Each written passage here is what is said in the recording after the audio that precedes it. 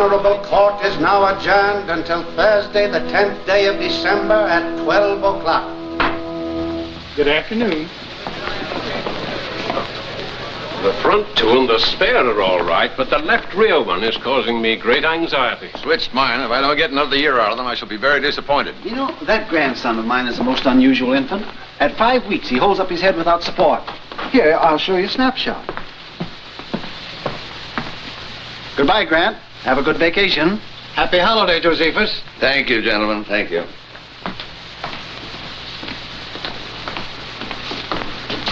Mr. Justice? Well, Could we have a word with you, Justice Grant? Just a few questions. I stopped answering questions when court recessed about 3 minutes ago. What do you know about Come in, come in. Here we go.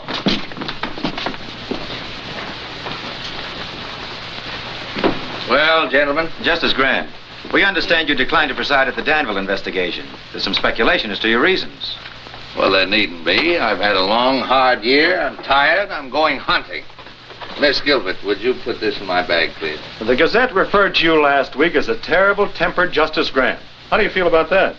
I'm flattered. And this too, Miss Gilbert. where are you going for your hunting? Well, there are plenty of ducks and no reporters. Oh. When are you leaving? A moment after you do. Good day, sir.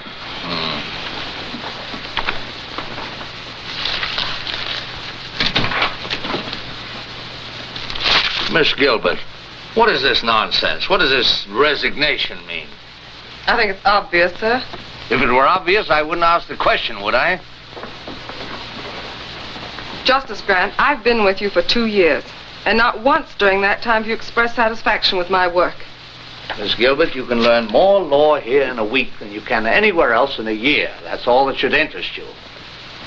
I don't feel that I have to constantly remind you that you're a brilliant young woman and that you have a fine future. Now, if there isn't anything else, can I go? Oh, you wanted to look over the Hale and Tryon opinion, sir.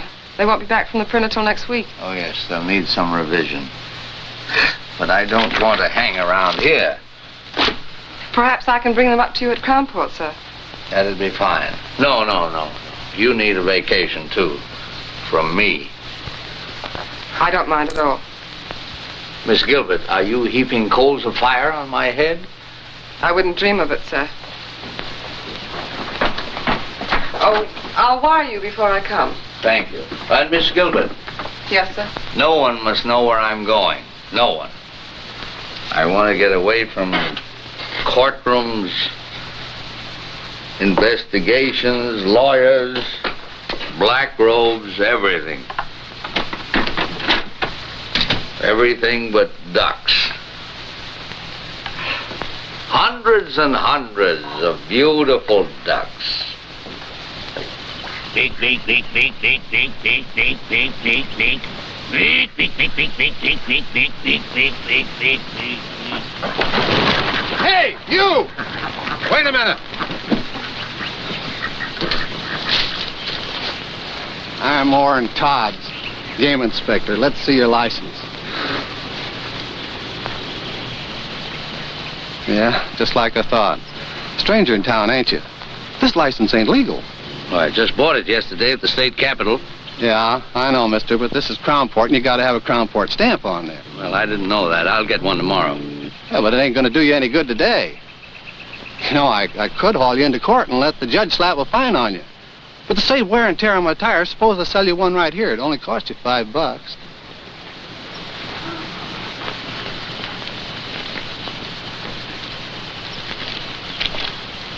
You know, the $5 is just for the stamp. I usually get a little something for my trouble, too. Well, you don't understand. I'm giving you a break, brother. There. I never pay off twice, brother. Come on. Well, look. Let me explain it to you.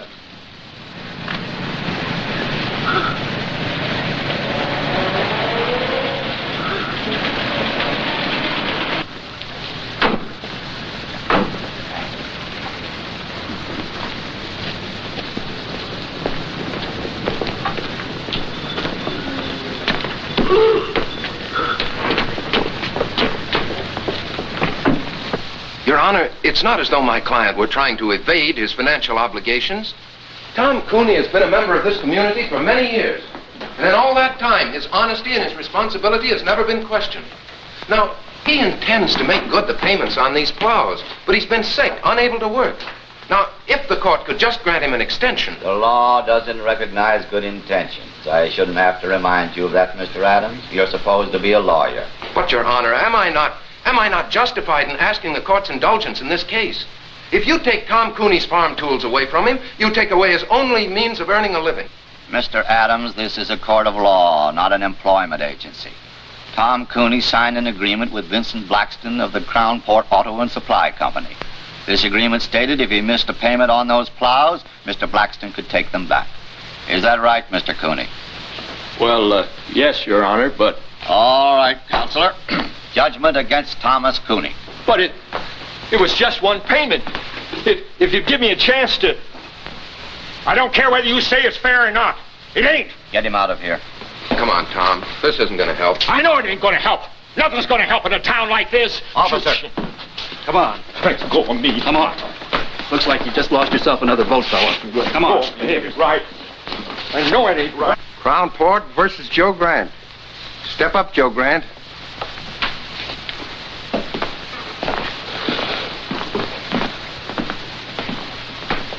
Name? Joe Grant.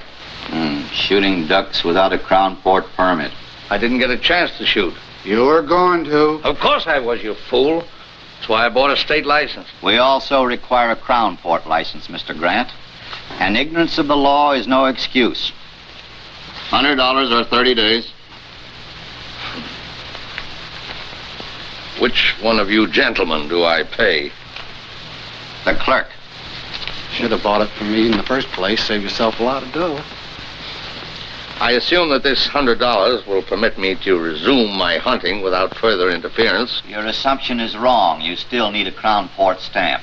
And an officer enforcing the law is not interfering, Mr. Grant. As a judge, I advise you to be careful of your words. Next case. Crown Port versus Burton Line. Step up, Burton Line.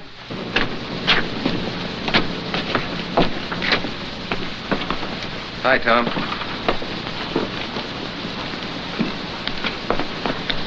I'm sorry it turned out that way. Guess that's the only way it could have turned out. No, I thought we had a chance, but I guess I should have known. What are you going to do now? Farm's no good to me without tools to work it. Guess I'll lose it. The bank will start yelling for its money pretty soon. You know, Bill, sometimes it's just more than a man can stand. I got to think of something to do. If I could only... Yeah, I know, Tom, I know. Look, why don't you come by the office later on? We'll talk about it, huh?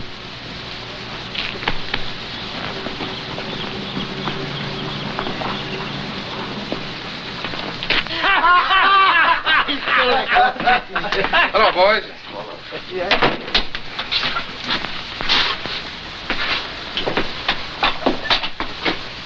Shave, Homer. I hear poor Tom Cooney lost his case. Yeah. He'll probably lose his farm now, too. It's a shame. You know, Homer, that's what I like about the fellas around your shop. They enjoy the good things of life. Like a guy who can't meet his mortgage or a poor farmer getting ripped out of his plows. Maybe if Cooney had a real sharp lawyer. Maybe if we had a bank that'd extend an honest man credit or a judge that'd give him a break. Talk like that isn't going to get you any votes, Adams. If I could afford a 50-cent cigar, I could get yours.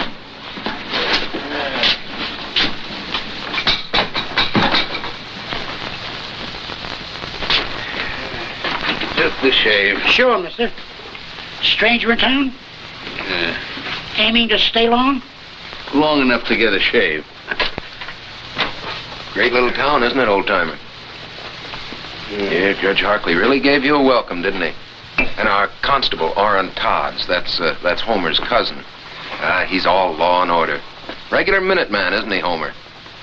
How many minutes did it take before he tried to shake you down? It's a shame. Ever notice how a fellow who can't make a living in a town always tries to run it down? You know Mr. Grant, isn't it? Yeah. Mr. Grant, might be fun to bust up one of the constable's little rackets. How about being a guinea pig? Let me turn this into a test case. Mister, there ain't a case this ambulance chaser wouldn't take. There was $2 and a vote in it for him. How's it, boys? How do you do, Mr. Mayor? Much of a wait, Homer? Wait in a minute, Mr. Mayor. Hello there, my worthy opponent. I'm sorry about Tom Cooney. I hope he doesn't go to pieces over this. Well, he's really got something to go to pieces over. You know, it's a funny thing about some fellas. No matter where you put them, everything goes wrong for them. Hiya, Tom. You looking for me? I'll be with you in a minute. Yeah. Look, Tom, Mr. Mayor, if there's anything I can do for you, if you're in need of a little ready cash or something... I don't want charity. I can't change the law, Tom. You're the mayor. But I'm not a nursemaid to every man in town who can't take care of himself. All right, Tony, that's enough. Now beat it. Keep your hands to Let him alone, Blackston. Bill, don't. This is all my fault.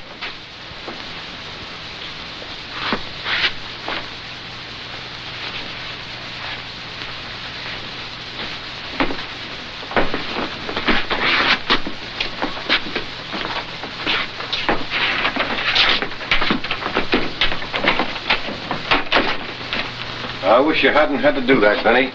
He's had it coming to him for a long time. That boy is turning into an awful radical.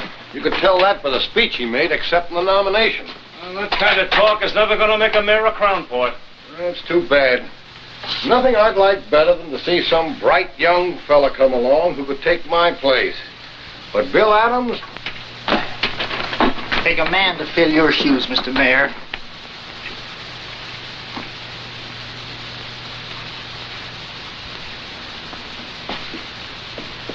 Ned Darrow dropped in this morning. Said to give you his regards.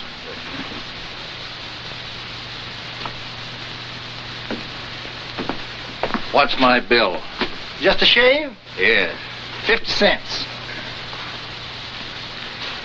Hey, mister, I said 50 cents, not a quarter. Guess you made a mistake, friend.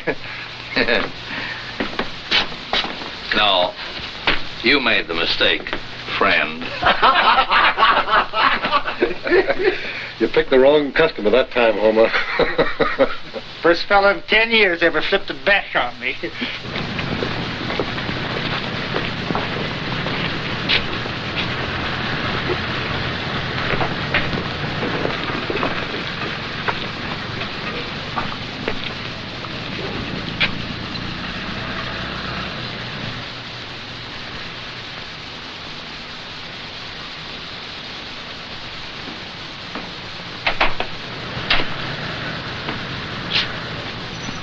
Come on in, old-timer. Thank you.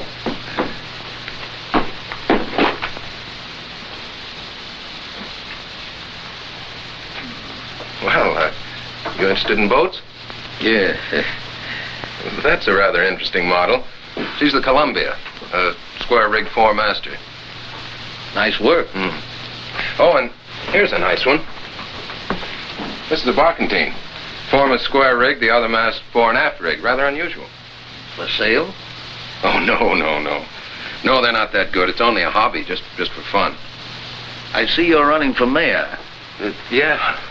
Sort of a hobby, too, just for fun? No, not quite. Mayor Coniston, you saw him in the barbershop. Well, he and his boys have been running this town for a long time.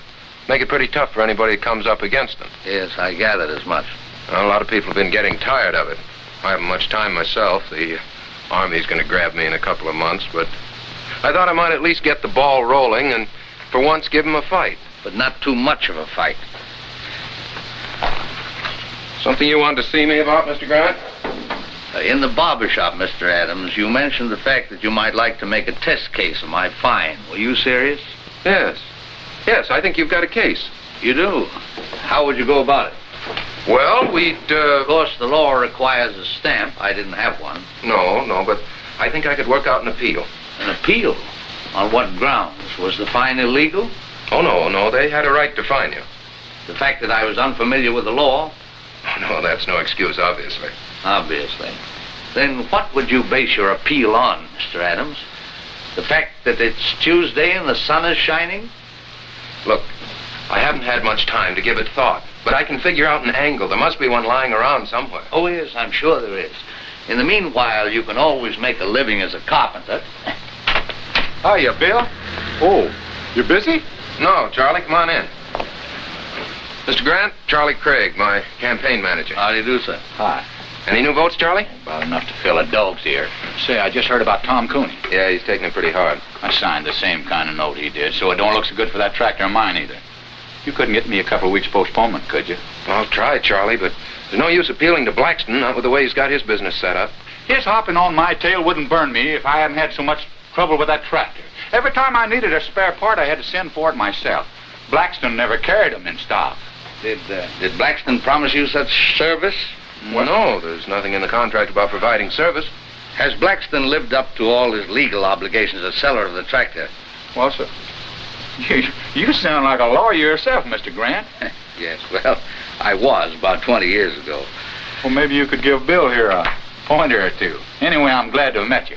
Be seeing you, Mr. Mayor. I'm going out and see if I can't agitate a few votes for you. Well, Mr. Grant, since you have some knowledge of the law, you've probably decided there's nothing much I can do for you. Well, what about Craig? What are you going to do about him? What can I do for him?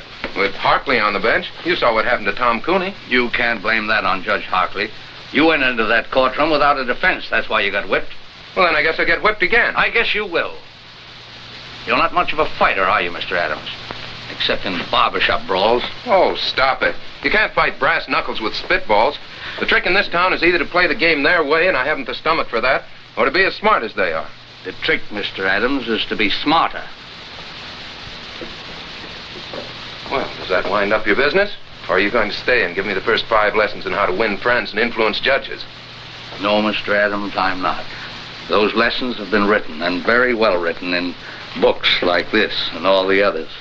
And somewhere in one of them, there's a lesson mentioning that in any transaction between a seller and a buyer, there are laws governing the behavior of both parties. But I doubt if you can keep afloat long enough to find it. You know, Mr. Adams, I've seen you in action now as a lawyer, as a candidate for mayor, and as a shipbuilder. And if you'll take my advice, you'll stick to shipbuilding. There's a great future in it for lawyers.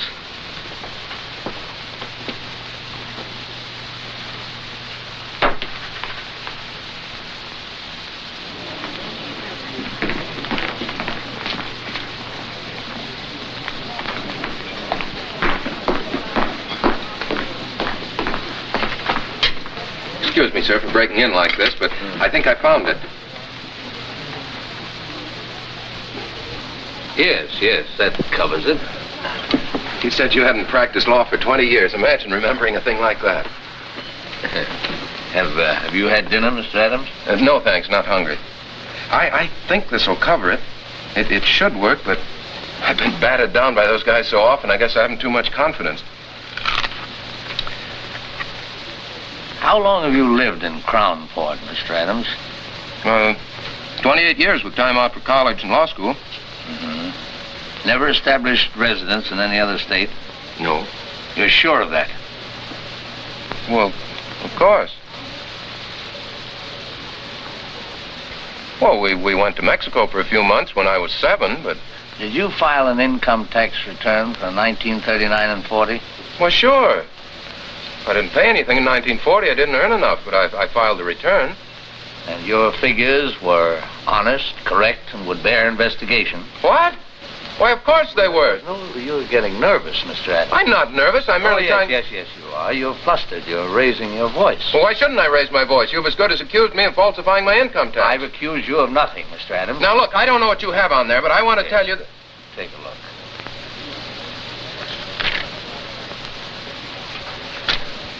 It's an old trick that Justice Brandeis used to play. I read about it in Collier's once. You see, it's an unfortunate fact, Mr. Adams, that every man, even you and I, has done something that he doesn't want anybody to know about. Now, if you can make him think that you're holding in your hand the skeleton in his closet... You've got him. Well, let's say at least you've got him squirming, nervous, worried, as you were. But if that man happens to have a really guilty conscience...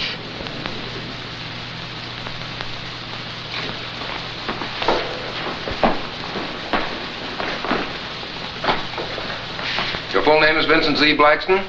Yeah. Tell me, Mr. Blackston, what does the Z stand for? Do I have to answer that, Your Honor? What can be your objection? Surely you have nothing to hide.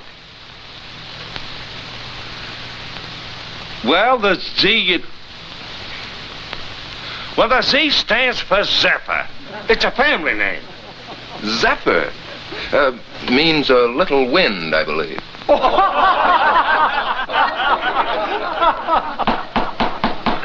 Quiet.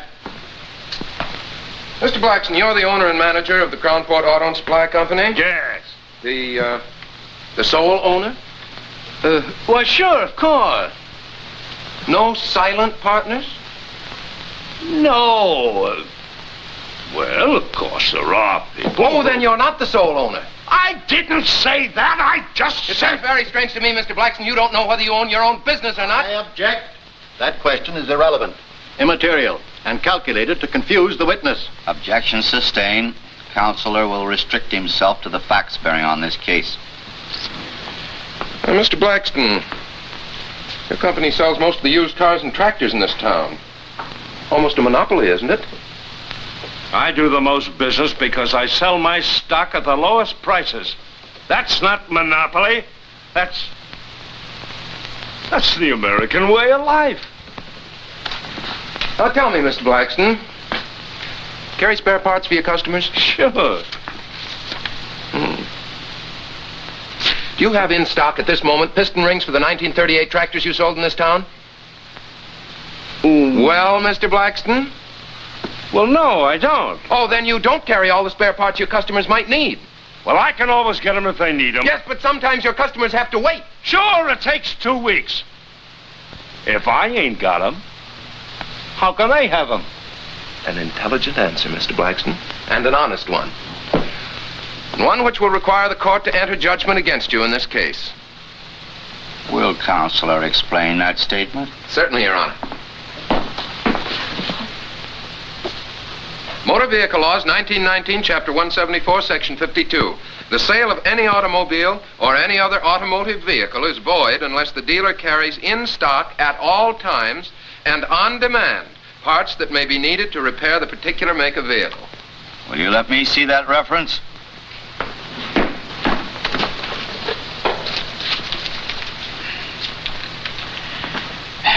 Counselor would seem to be correct.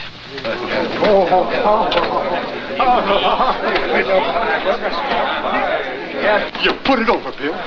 Say, this will take care of Tom Cooney, too. You're telling me.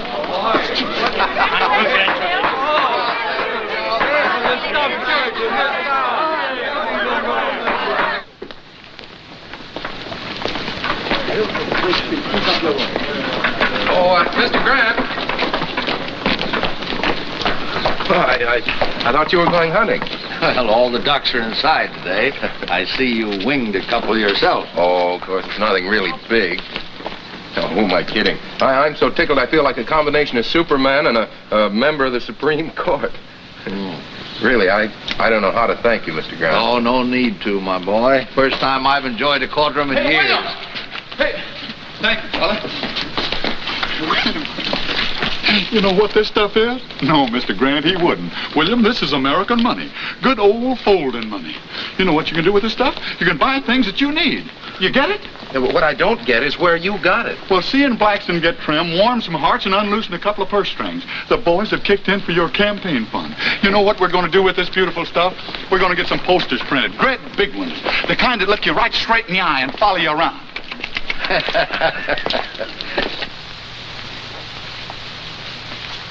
Why get frightened? So Adams does win one rotten little case. Do you know what that case cost me? You can afford it.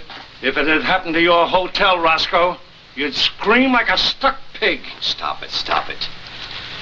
Seriously, Jim, you don't see Adams as real competition.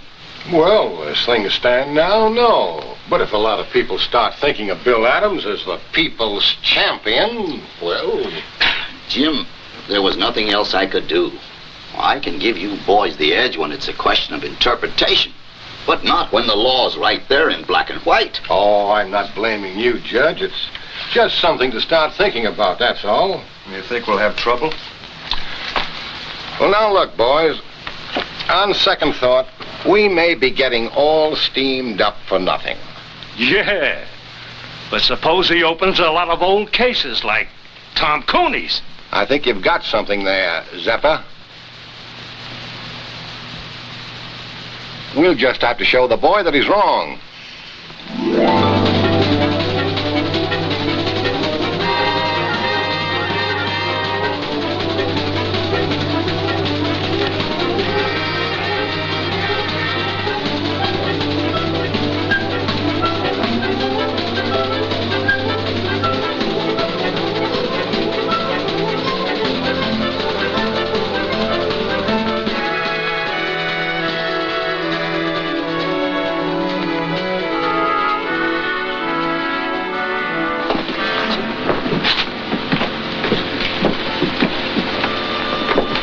Miss Gilbert? No. Miss Gilbert? Yes? Oh, that's better.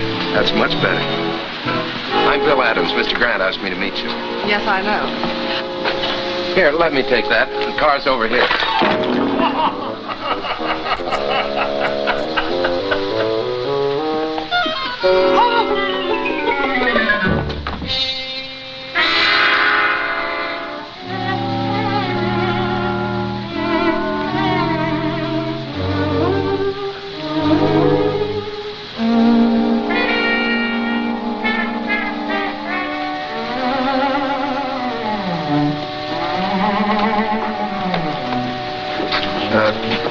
Is it, do you think we should try to scoop some of that up?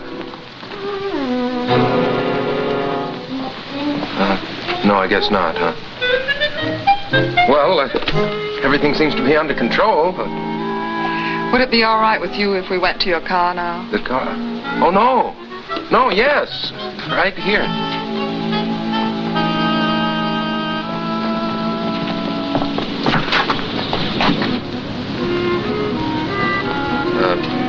Sorry to get off to such a bad start. I'm not always so clumsy. Oh, my hat! Oh, don't worry. We'll get it.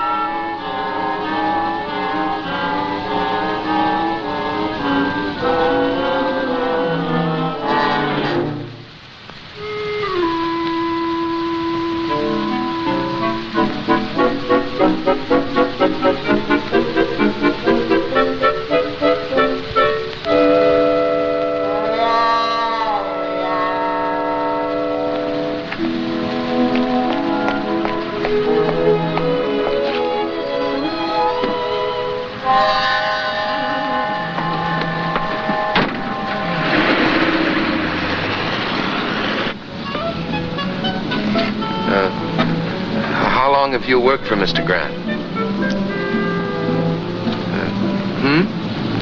2 years. Quite a character, isn't he? Quite.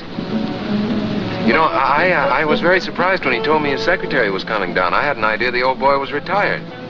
The old boy is far from retired. Where is he now, Mr. Adams? Oh, he went over to Wellbridge this morning to do some hunting. He ought to be back soon. I was going to drive you around the town, but I guess you'll want to get cleaned up now. Yes, I think I will. Well, I'll take you straight to the hotel.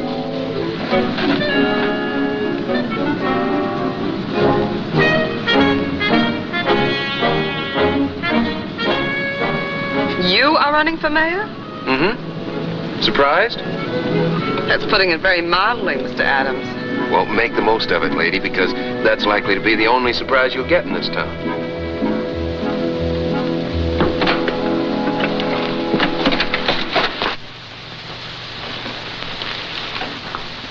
Who's the girl with Adams? Don't know. What difference does it make? I'd like a room, please, by the day. No.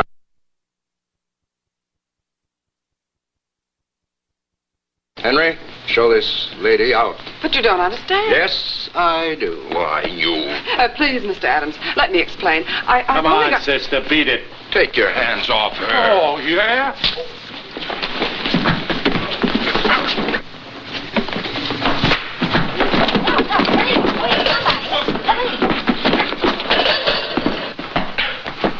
Nice work, pal.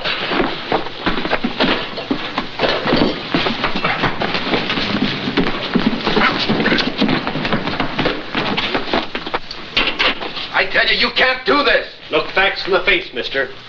Oh, but officer. Hey, officer! Hey, Sergeant! Sergeant, I want to use that phone. Will you please keep quiet, Your Honor? Just trying to get us out of here, you know. Why didn't you think of that before you got us in? Look, I'm very sorry this happened, but it isn't my fault. I suppose I started the fight. You sure did all right once it got going. Oh, what a gal.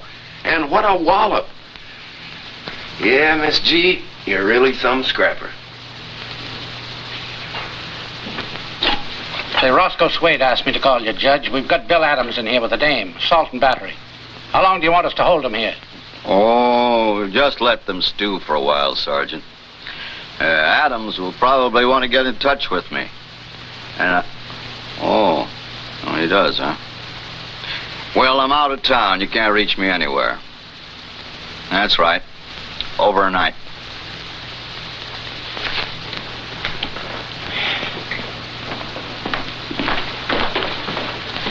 Will you have the chef prepare a couple of these for tomorrow night's dinner?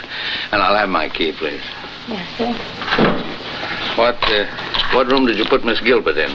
Gilbert? Gilbert. There's no Miss Gilbert registered. Well, that's strange. Anything wrong, Mr. Grant?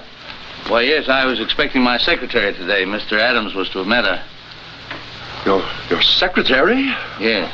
Miss Gilbert, Miss Lucy Gilbert. Have you heard from her? No, not exactly. Well, that is, she was here, but... Where is she? Well, Mr. Grant, you see, we had a little trouble. And... Where is she? She's with Adams in the county jail. Well, you get them out of there, and fast. Yes, sir. Yes, sir, right away. Bertie, get me Judge Hartley, quick. Yes, sir.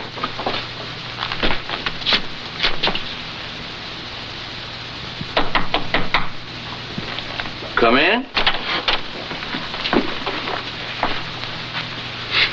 Good evening, Mr. Grant. Well, good evening, Miss Gilbert. I'm sorry I couldn't meet you at the station. So am I, sir. However, Mr. Adams seems to have made your introduction to Crownport quite spectacular. Well, if it amuses you both, of course it was quite worthwhile. I'm sorry. Sit down, Miss Gilbert. You seem tired. What happened? Well, when I said the boys were playing with brass knuckles, I wasn't kidding. Look, I win a case from Blackston. That makes a good impression around town. So I walk into Swade's hotel. Roscoe says something, provokes a fight, and I land in jail. That's the way Crownport's run, Mr. Grant. I hope the fact that Miss Gilbert was involved won't upset you. The fact that Miss Gilbert was involved upsets me a great deal. It strikes me that Swade, Carlson and Company are just been a little too high-handed. Well, you can't fight the city hall, sir. As candidate for mayor, that's what you're doing, isn't it? Well, I suppose I am, but the boys are starting to play rough. Well, of course, if they play too rough, you can always go back to your shipbuilding. Yes, I guess I could. But right now, I'm going to go home and get some sleep. Miss Gilbert and I have a date in court tomorrow. Good night, Miss Gilbert. Don't hold me against Crownport. Right, sir.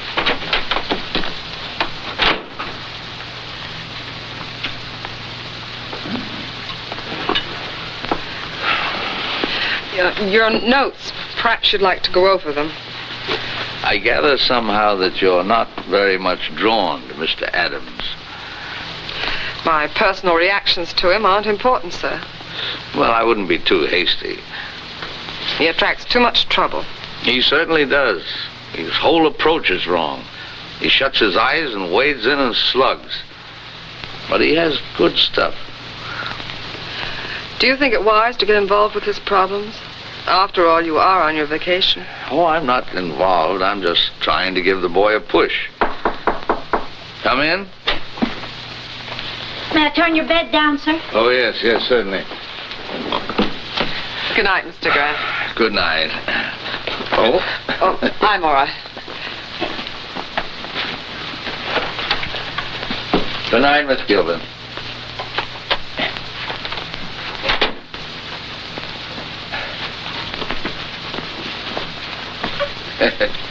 Kind of skimpy, isn't it? They just ain't long enough, none of them. I keep a-telling, Mr. Swade. Well, there, that'll have to do. Good night, sir. Hope you rest well. Thank you.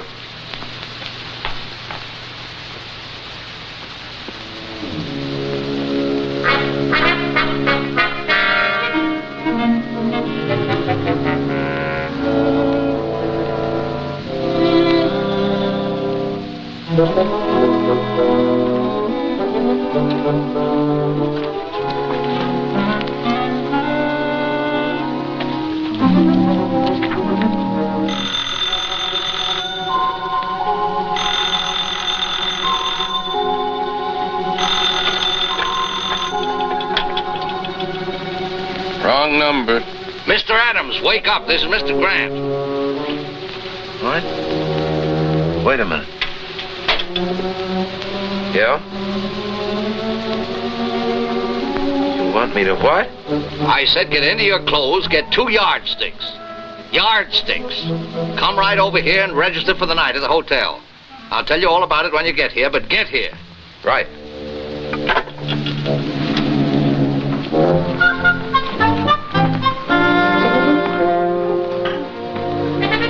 Hello, Roscoe. Give me a single room next to Mr. Grant's. I'll pay in advance.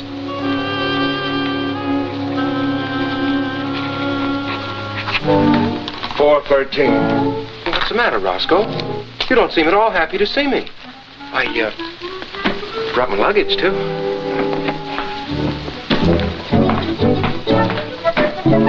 Why should he sleep here with yardsticks? He's got a place of his own.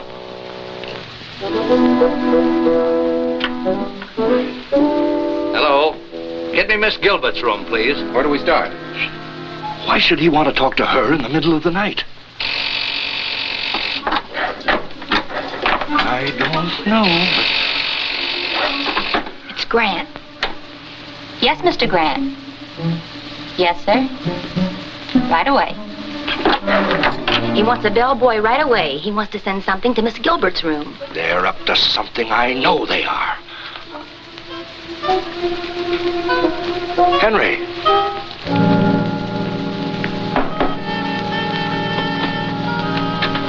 Take this yardstick to Miss Gilbert. Yes, sir. Mr. Swade said with his compliments. My compliments to Mr. Swade. I don't eat fruit.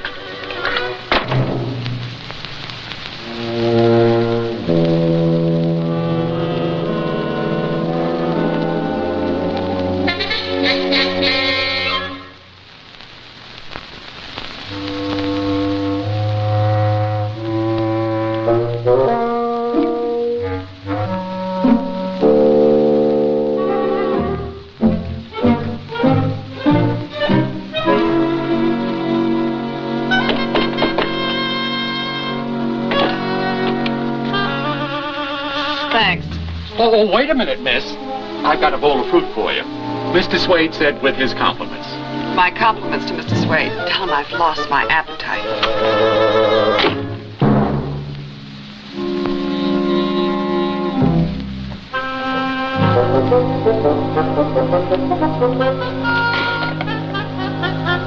I couldn't see nothing. They blacked out the rooms. Number, please. Now she's calling Grant.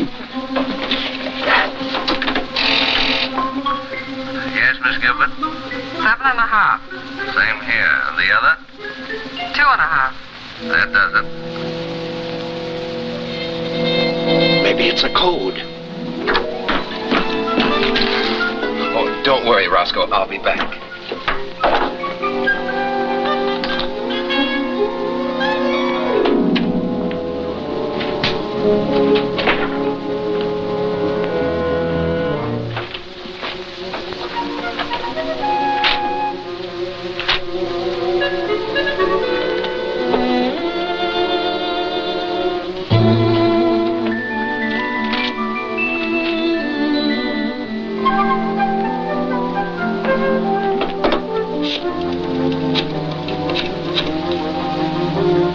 Swade's hotel? Give me Mr. Grant's room. Mr. Grant, you were absolutely right. It's 9 and 2. Yeah, I'll be back in a minute. Oh, I think Mr. Swade's going to be a little sorry tomorrow that he's bringing those charges against us.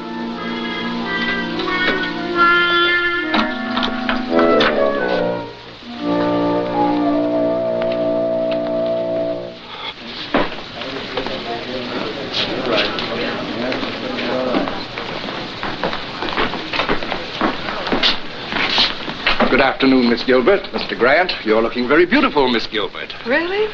I didn't sleep at all. Probably nervous exhaustion due to the unfortunate experience you underwent yesterday.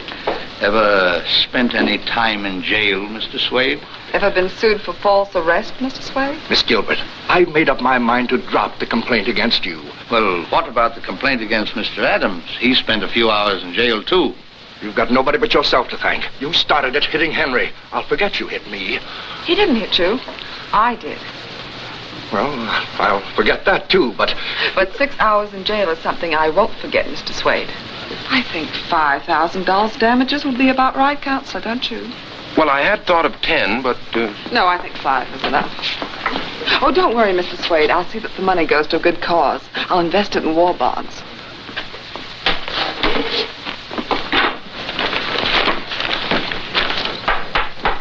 Court is now in session.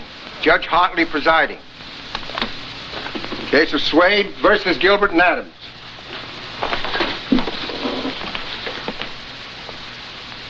Judge, I move you throw my complaint out. The complaint against Miss Gilbert? Yes, Adams, too. We settled it by ourselves. Both of them, huh? Yeah. Well. Case of Swade versus Gilbert and Adams, dismissed. You can thank Miss Gilbert for getting you off so easy. Thank you, Lucy. Oh, Roscoe. Just a minute, Roscoe. We're not quite through yet. Joe, serve the papers on Mr. Swade. Roscoe Swade? What are you talking about?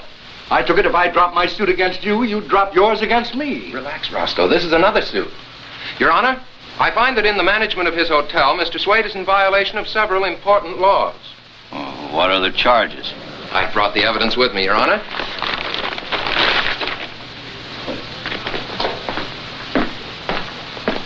The hotel laws of this state, 1909, Section 52. All sheets provided in all hotels, hostelries, inns, or lodging houses shall be a minimum of 9 feet in length. 7.5 feet, Your Honor. All pillowcases shall be a minimum of 3 feet. 2.5 feet, Your Honor. There should be a minimum distance between all twin beds of 2 feet. Now, the beds in my room at the Swade Hotel were scarcely half a foot apart, Your Honor. I couldn't bring them in evidence, but I have witnesses who can testify as to my veracity. Well, let me see this reference. Certainly.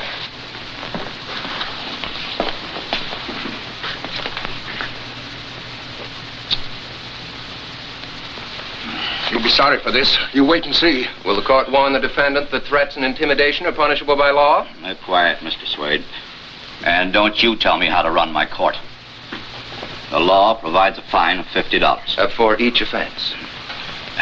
Are you prepared to face these charges at the present time? Yes. Do you plead guilty? Yes. And pay the clerk. Nice work, Counselor. Congratulations. Thank you.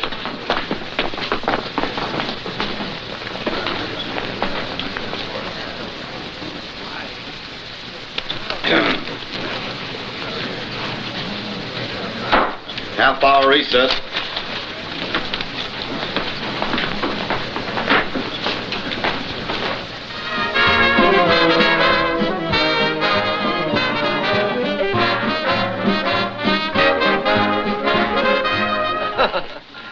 Well, this couldn't by any chance be a little gift from Mr. Swade. I thought we might end our celebration in style. What vintage is that, miss? California, 1938. Here, I'll do it, miss. tell I'm an amateur, the bottle resents me. Well, it popped anyway. Gil? To the next mayor of Crownport. Yes, who's learned to use his head and his law books. Well, to my routing section. I think you're on the right track, Counselor. You keep the Connisons busy on the little things, and they won't have time for the bigger ones. Neither will I. Well, I think I'd like to do a little hunting in the morning, if you can keep your life fairly quiet for one day. Well, I'll try. Lucy might keep an eye on me. That'd help. I'll be responsible for him, sir. Starting with breakfast. Well, I think Lucy would probably like some more coffee. Yes, I would. It'll just keep you awake. Well, good night. Good night. Good night, sir.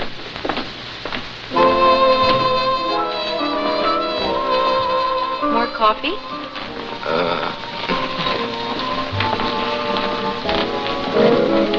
I suppose you're a wonderful dancer. Fair. I'm awful. Good. That will make me feel superior. May I have this dance, Mr. Adams? Charmed. Hey, I'm not so bad, am I? You're fine. I guess the trouble was I just never liked to dance before. Neither did I. You know, Lucy, Crownport's not such a bad little town.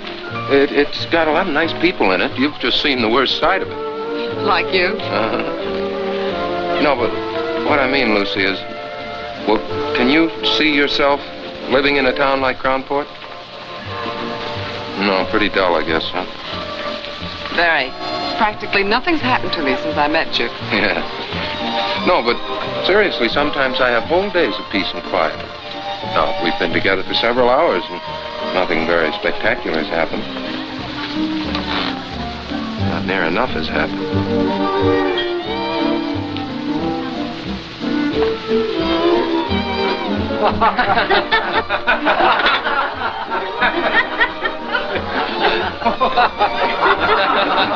Let's get out of here. Sorry. Sometimes we have whole days of peace and quiet. Good night, Mr. Adams. Oh, that date for breakfast still stands. Good night, Bill.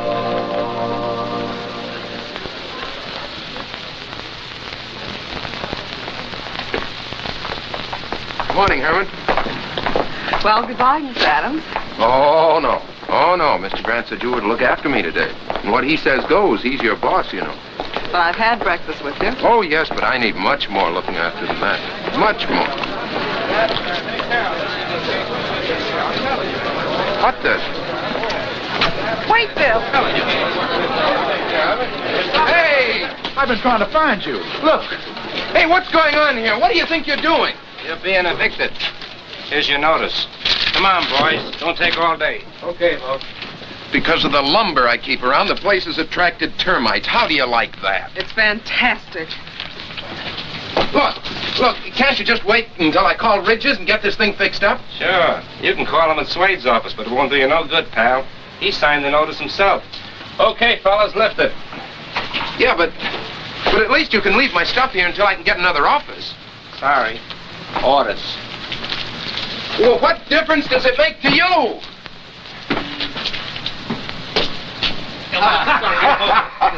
Oh, boy. Where's your telephone? Right over there. Thanks.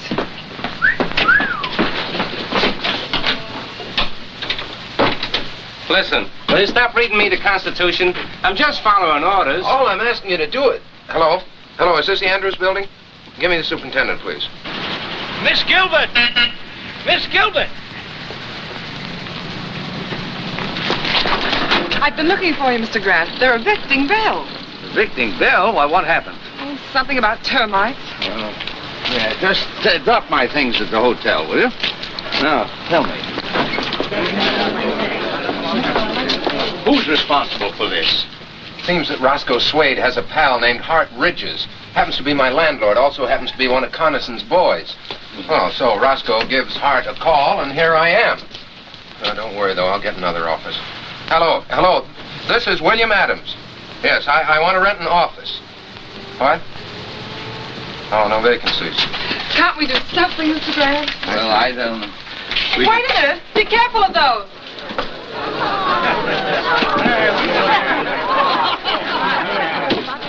No vacancies at all, huh? I see. Not an office in town, not even a loft. Oh, those boys think of everything. Connerson? Are you sure? Who else? It's too clever for anybody else.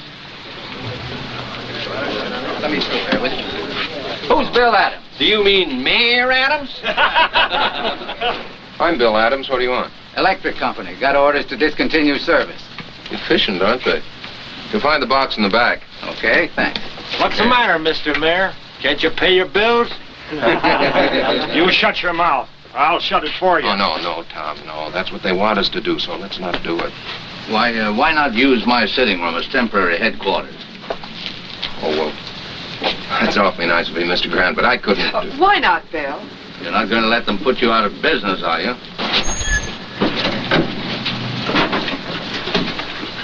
Where's Bill Adams? Oh, Mr. Mayor, you got more company. Hey, Wooly, bring out a couple of more chairs. I'm Adams. What do you want? Compliments of the mayor. He thought you might need some help. Will you send my compliments right back to the mayor and tell him to... You tell Mayor Connerson I'm staying right where I am, out on the street. And before I'm through, I'll have him out here with me. Get a soapbox. You bet I'll get a soapbox. And if Connerson wants to know what I mean, tell him to come down here and I'll try explaining it to him personally. Ladies and gentlemen, please. Just give me a few minutes until I get my new office set up. William, you mean right here on the street? Sure, why not? We'll hang my shingle on that lamppost. Bill, they'll get out in the junction. You won't be here 2 hours. I know that, sir. But this time, Connerson's gone too far. He's giving me more publicity than I ever dreamed of. I may be here only an hour, but it'll be a good one. I'll get you an office. Now, keep out of trouble. I'll be back in a few minutes. Oh, now, is this about right for the desk? Oh, no. I think it should be catty-corner. Okay, lady, you're the boss. Uh-oh. Here, let me take those. Watch this. Oh, yeah. Excuse me.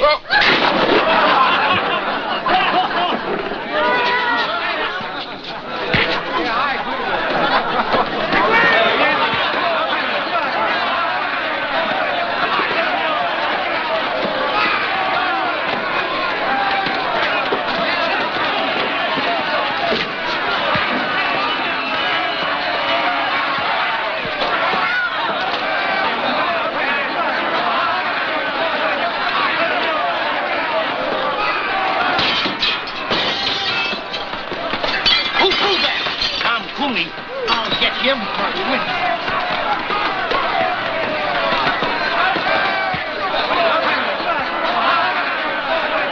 Taking volunteers? Thanks, friend.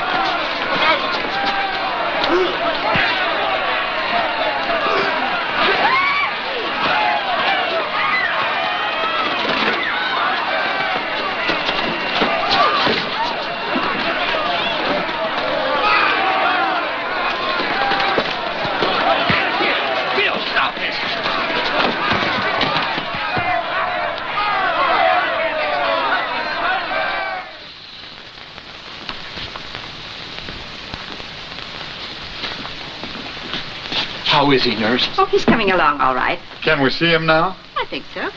You fellas wait. We'll be right out. That'll do it, Mr. Grant. Oh, thank you. Oh, where's Mr. Adams? How you feel, Mr. Maybe Grant? you better take it easy for a while. No, I'm all right. Where are Mr. Adams and my secretary? Well, he's in jail, and she's trying to get him out. Oh, Lucy. Did the doctor say you could get out? Oh, yes, I'm fine. Where's Bill? Still in jail. I've tried everything. They're holding him for a $15,000 bail, inciting to riot. This is outrageous. We'll have to find Judge Hartley. We've tried to. And he couldn't be found, as usual. You can find him at Connerson's rally, about an hour from now, up there on the platform, shooting his big mouth off. No, we'll find him before then. It's no use, Mr. Grant. They got us all sewed up. They always do. Yes, but they took one stitch too many this time. They always do that, too. Come on.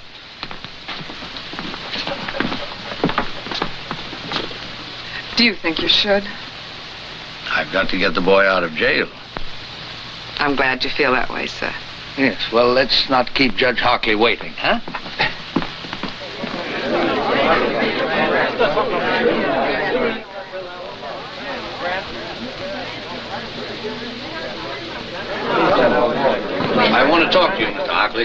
I haven't any time to give you right now. I'm afraid you'll have to find time.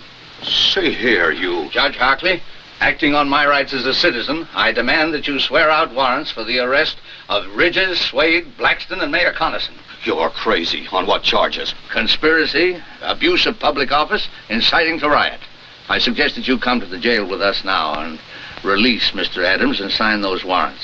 We'll need a couple of more warrants, too, for some hoodlums. I have their names. You are crazy. You can't push your way into my house and order me around. Do you realize I can have you arrested for disturbing the peace, all of you? Let's just postpone that, Judge. Ladies and gentlemen, will you excuse us for just a minute?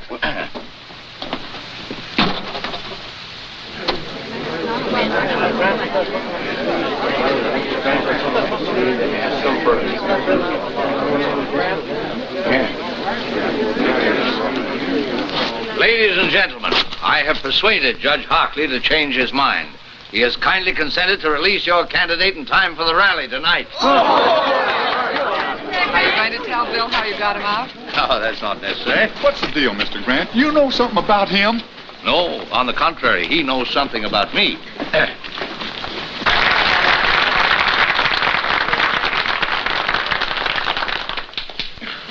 Ladies and gentlemen, I mean my friend. For a long time, I've been hoping a man would come along, a young man. Because, like I always say, the future of our great country belongs to the young folks who could take over and give us old folks a chance to sit back and take things easy. Well, this year I said to myself, Jim, maybe this Bill Adams is the fella. But he dashed my hopes and prayers to the ground. I saw that he's not the man we've been waiting for. That he's nothing but an agitator, a troublemaker, stirring up neighbors against each other. He said he'd be here tonight. I wish he was. I hoped that when I got up to talk, he'd be here on the platform with me to debate with me the issues so close to our hearts.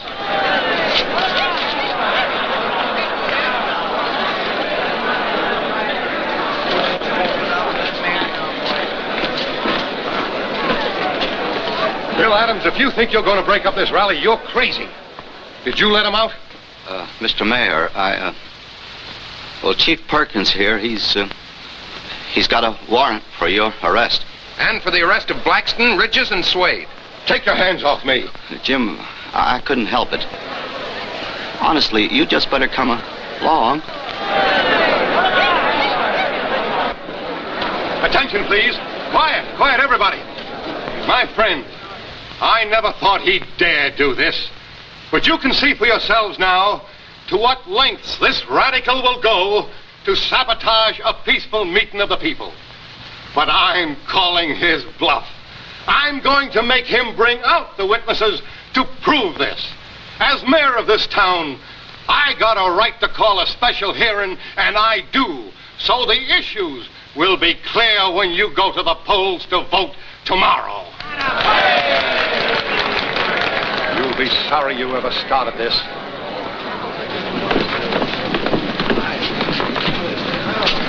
Better remain with us, Mr. Hartley. We wouldn't want you to prejudice the mayor's testimony.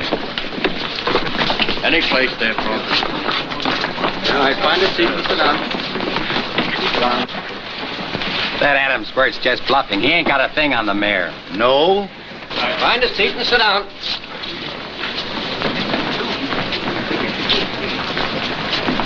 Mr. Grant, I still don't understand.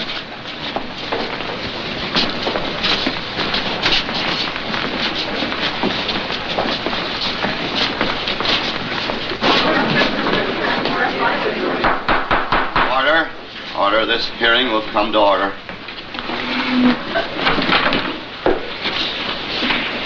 Judge Hartley, my friend, I'm not on trial here.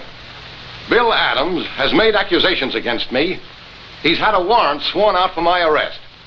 This is a hearing to show you that he has no proof of anything he says. That he's trying by a cheap trick to win an election he can't win by fair play. Judge Hartley. Mr. Mayor, you'll have to moderate your tone. This is very irregular. Step one side and clear the aisle, please.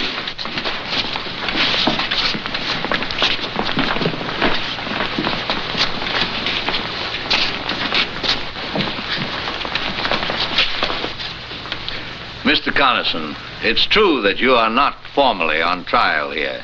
You asked for this hearing. You demanded by what right we had you arrested. We're here to tell you and to accuse you of conspiring against men who honestly oppose you, of inciting a riot with reckless disregard for human safety, of abusing the office to which you have been elected by the people of this town. And these accusations we are prepared to prove. I hate to see the old boy get himself involved like this. Don't worry about the old boy now, darling. Mr. Mayor, Mr. Grant has obtained confessions from these men. They have told Mr. Grant that acting on your orders, they started the riot this morning in order to make possible Mr. Adams' arrest. They have sworn to these facts. Because of this, Mr. Grant was able to demand a warrant for your arrest. Mr. Grant swore out a warrant for my arrest. A man who doesn't even live in our town.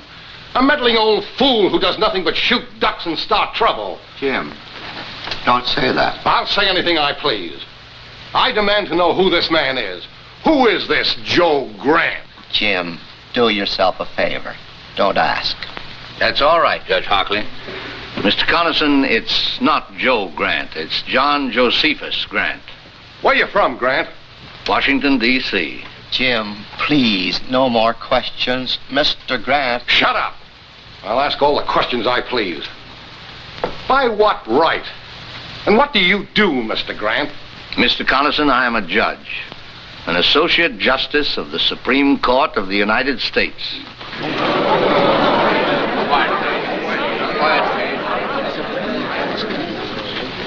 Mr. Carlson, you have asked by what right I've interfered in this situation. Do you still want an answer?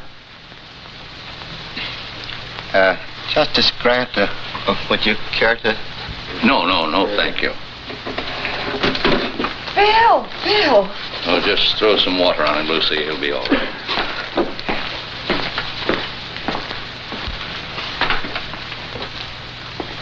Your Honor, Mayor Carlson, it's only right that you should know why I, a stranger, have become involved in your affairs. Believe me, it's not because I am a justice of the Supreme Court. It's because, like all of you here, I am a citizen of this country. That is no little honor.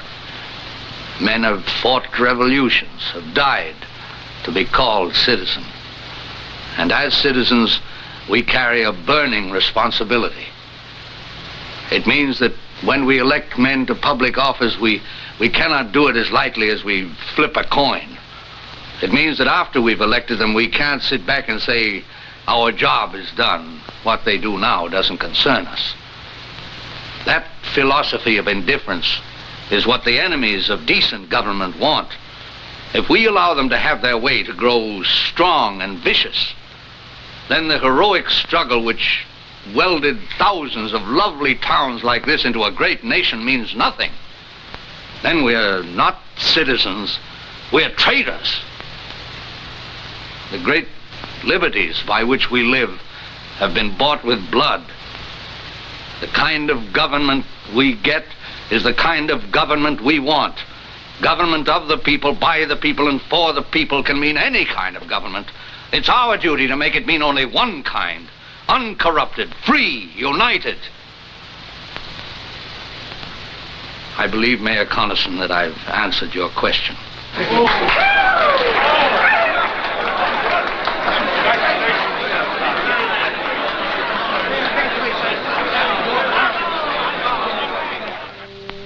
Now, as soon as court adjourns, I'll meet you back here in my chambers. What's the matter, Mr. Justice? You seem nervous. Oh, no, not at all. How about you, Mayor Adams? Have you the ring? Do you know your lines, sir? Well, I ought to. I stayed up half the night learning them.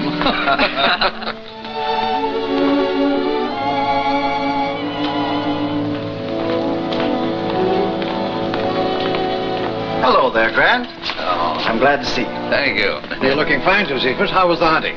Oh, best I ever had. Good morning, Your Honor.